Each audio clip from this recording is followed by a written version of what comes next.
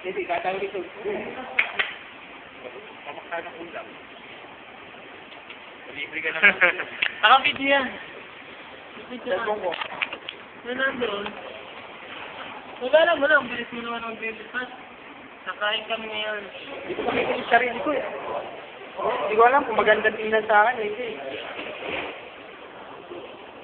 Eh, hindi manonood sa'yo eh. Ha?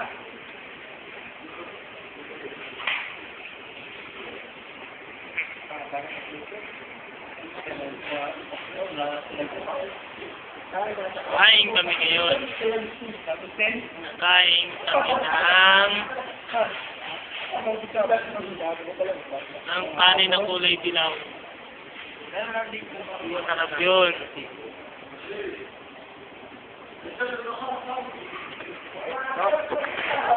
Yan. Simpleng kuha lang kasi bawal. Tatlong araw tayo pang alas 4. Tatlong araw pang alas 5 natin.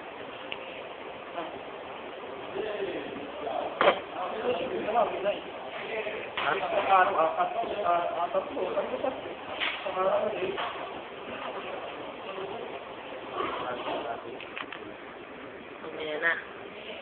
Nakikita namin sa iyo. Kakainin namin. Ha?